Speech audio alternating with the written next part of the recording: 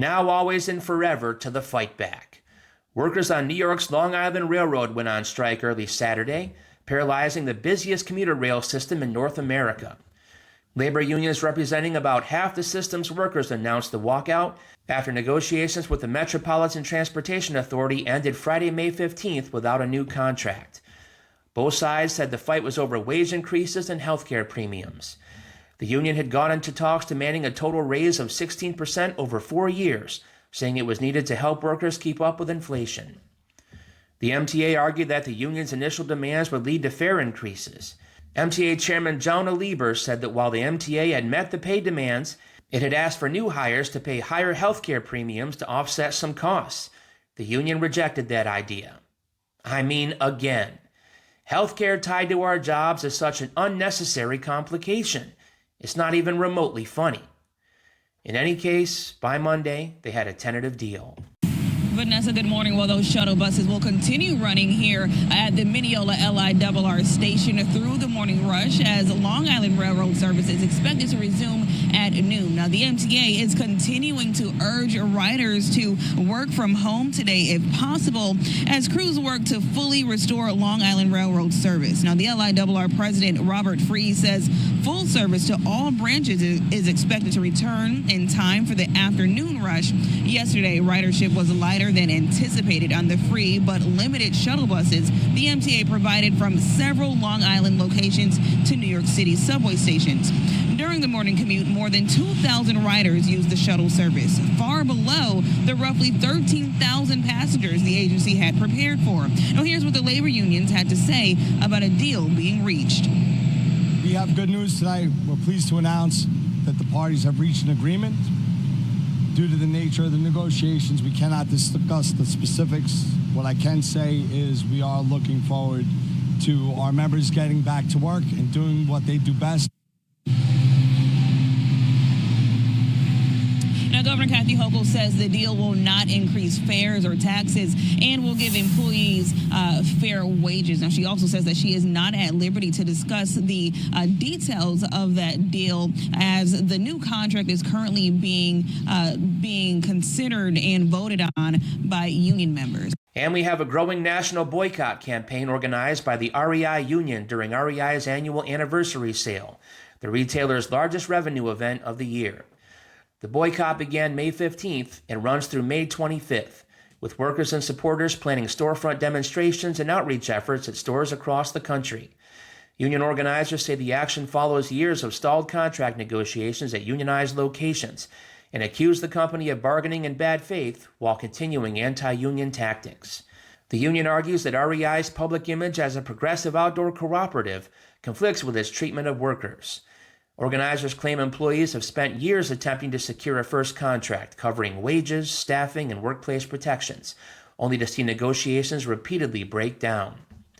One worker said, quote, "All we want is a fair contract," while another argued that the company's anti-union stance is deeply incompatible with the values REI claims to profess.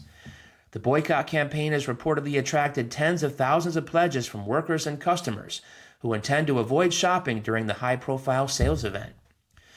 Although the company recently reported improving financial performance and narrower losses, workers say management has simultaneously pursued cost-cutting measures, including proposed benefit reductions and lower starting pay for new hires.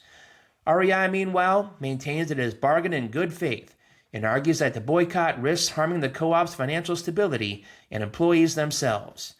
The dispute has become one of the most visible labor conflicts in outdoor retail, with union supporters attempting to pressure the company during its busiest sales period of the year. Here's Ashley, an organizer from North Carolina, from the Union Bug podcast.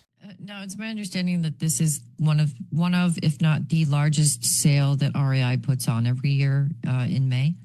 Yeah, the anniversary sale every year, it's huge. It is from May 15th through May 25th.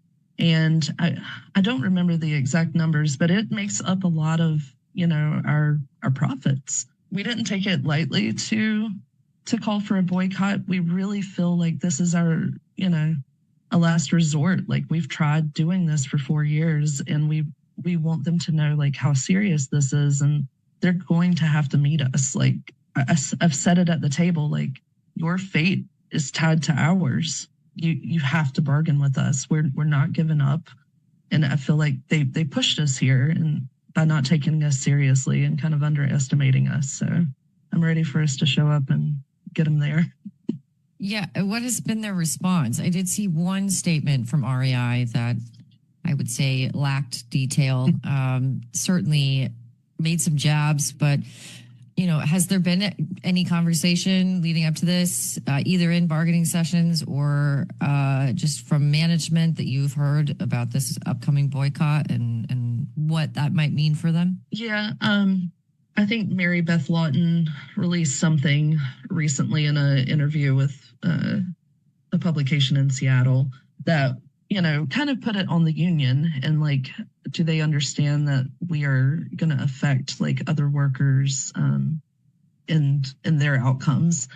It's disappointing for them to blame the union or the workers for this outcome that we're calling for, because like I said, we've been at it for 4 years and like they've pushed us in this corner. We want other stores to know like we're fighting for like the soul of the co-op. We want our co-op back. And I think even non-union stores, even people that don't believe in unions can see where the co-op has been headed for the past 4 or 5 years. And not many people are happy about it. And we really want to reestablish those values for us. And if that's what it takes, like come back and bargain with us. You had a chance last month. We told you we would call it off if you met us with seriousness. And the proposals they gave us last month, like we usually show decorum at the table. We're very polite. Thank you for your proposal. We laughed out loud. It was so ridiculous. And for them to try to hold it against us when that's how they're meeting us is wild. In other organizing updates, how about this one? According to the New York Times, a new contract agreement between New York City hotel owners and the powerful Hotel and Gaming Trades Council will raise the average pay of hotel housekeepers to more than $100,000 a year, marking one of the most significant labor victories in the city in recent years. The 8-year deal covers workers at nearly 250 hotels and includes wage increases of more than 50%, while preserving fully employer-paid health care benefits for 27,000 union members and their families. Union President Rich Marcos said, quote, "Wage increases were our primary focus in this contract cycle because the cost of living for our members has been increasing so dramatically." The agreement also averts a potential strike that could have disrupted tourism during the FIFA World Cup and America 250 celebrations.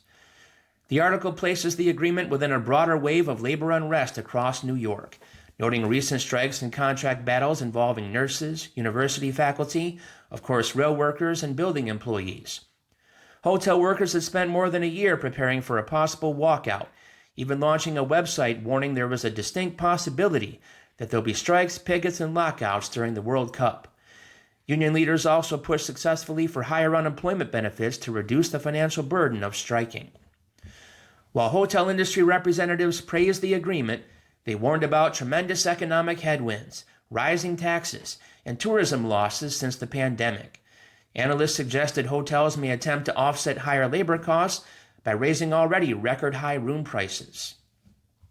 Still, supporters framed the contract as a major win for working-class New Yorkers. Mayor Zoran Mamdani said, quote, "This contract is a win for our hospitality industry, our economy, and for a city that works best when people who keep it running can afford to live here too." By the end of the contract in 2034, some union housekeepers could earn about $110,000 annually, with Morocco calling it, quote, "the largest wage increases and benefits in the union's history." Now, do you think for 1 second that this would have ever happened without the union? If these housekeepers were just independently employed and not organized in any way, only paid at the mercy of the hotels themselves? Enough said. Meanwhile, Wisconsin Public Radio reports that hundreds of nurses at SSM Health St. Mary's Hospital, Madison, are organizing to join SEIU, with organizers saying more than 70% of the hospital's roughly 870 registered nurses have already signed authorization cards to trigger a union election. These nurses cite the same acute issues we've seen around the country with other healthcare actions since the pandemic: chronic understaffing, burnout, low pay, and deteriorating working conditions. Nurse Savannah Nevzik said workers feel they've been losing resources within the hospital and often feel defeated at the end of the day, adding, quote, "We feel like our voices are not heard. We're not getting a say in things." Another nurse, Sable Dobby, described dangerous staffing conditions where inexperienced workers are left without support, saying, quote, "I'm the one who knows the most here, and that's so scary." The article also details accusations of anti-union retaliation by hospital management.